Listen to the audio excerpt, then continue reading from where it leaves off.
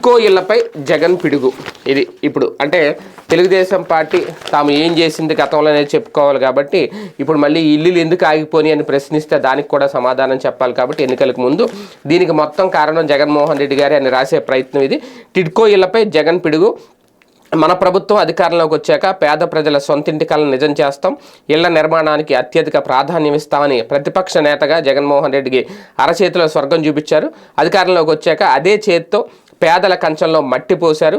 బీద సాధల కోసమని గత ప్రభుత్వం చేపట్టి దాదాపుగా పూర్తి చేసిన టిడ్కో ఇళ్లను జగన్ మూలన పడేశారు. తలదాచుకోవడానికి తమకంటూ ఒక సొంత కూడు సమకూరబోతోందని సంతోషించింది. లక్షలాది బడుగు జీవుల కళ్ళల్లో కారం కొట్టారు. బడుగులు నెత్తిన ఒక బండరాయి అనేది. ఎందుకంటే ఇక్కడ వాస్తవానికి నిజంగా టిడ్కో ఇళ్ళు అయితే చాలా చోట్ల చాలా అధ్వానంగా ఉన్నాయి.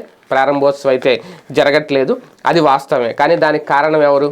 అంత అధ్వానంగా నిర్మాణం చేసింది ఎవరు? అంత అధ్వానంగా పూర్తి చేసింది ఎవరు?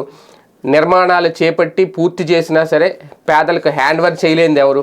ఇవన్నీ రాస్తే కూడా బాగుంటుందేమో. తెలుగుదేశం పార్టీ హయాంలో ఎన్ని ఇళ్ళని పూర్తి చేశారు, హ్యాండ్ ఓవర్ చేయకుండా వాళ్ళకి అప్పగించకుండా మళ్ళీ అధికారంలోకి ఇవ్వడానికి ఎందుకు పెండింగ్ పెట్టారు, ఎంతమంది దగ్గర డబ్బులు వసూలు చేసి కనీసం ఇంకా వాళ్ళ కోసం ఇల్లు కేటాయించలేనివి ఎన్ని ఉన్నాయి, ఈ లెక్కలు కూడా రాస్తే బాగుంటుంది. తెలుగుదేశం పార్టీ హయాంలో జగన్మోహన్ రెడ్డి గారు వచ్చిన తర్వాత ఆయన ఇస్తానన్న జగనన్న కాలనీలు ఏ స్థాయిలో పూర్తి చేశారు ఈ 5 ఏళ్లలో, టిడ్కో ఇళ్లను ఏ స్థాయిలో పూర్తి చేశారు, ఈ రెండు కూడా కంపేర్ చేస్తే ప్రజలకి వాస్తవాలు తెలుస్తాయి. అవేం కాకుండా జగన్మోహన్ రెడ్డి గారు టిడ్కో ఇళ్లను నాశనం చేసేసారంటే చాలా చోట్ల కట్టేసి ఇంకా వాళ్ళకి అప్పగించకుండా బేటల వారి నిజంగా ఆ ఇళ్లలో ఉండడానికి కూడా లేని అంత అధ్వాన పరిస్థితిలో ఉన్నాయి. మౌలిక సదుపాయాల కల్పన కూడా ఆ టిడ్కో ఇల్లు చుట్టూ లేవు. గుంటూరులో ఆ నల్లపాడు దగ్గర వెనకాల చూస్తే తెలుస్తుంది వాటి అధ్వాన పరిస్థితి ఏంటి అనేది.